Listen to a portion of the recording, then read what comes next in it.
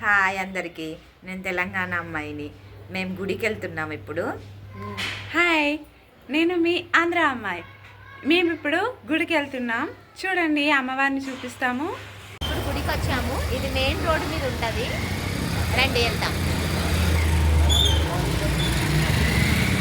మేము దీపం ముట్టించడం అయిపోయిందండి అమ్మవారిని. నేనైతే నా పెళ్ళయి 12 ఇయర్స్ వరకు నేనైతే కంపల్సరీ ఎవ్రీ ఫ్రైడే కానీ ట్యూస్డే కానీ మంచి దీపం ముట్టించుకొని వెళ్తాను. కానీ అమ్మవారిని మాత్రం భక్తులు భలే అలంకరిస్తాడు. నవరాత్రులలో కూడా 9 days మంచిగా అలంకరిస్తారు. కానీ అమ్మవారిని ఏది ముక్కున్నా కానీ మంచిగా ఉంటుంది. నవ్వుతే స్మైలీగా ఉంటుంది అమ్మవారి. మౌనిక, నీ అభిప్రాయం? సేమ్ నా అభిప్రాయం కూడా అంతే. అమ్మవారిని చాలా బాగా అలంకరిస్తారు. నవరాత్రులలో ఇంకా దసరా టైంలో చాలా బాగా అలంకరిస్తారు. ఈరోజు బాగా అలంకరించలేదు అనే థాట్ ఎవ్వరికీ రాకుండా చాలా బాగా అలంకరిస్తారు. ఇలా ఇంకెక్కడ కూడా రెడీ చేయరేమో. చాలా నీట్గా అందంగా నవ్వుతూ కలొచ్చేలా రెడీ చేస్తారు. చూడండి మీరే.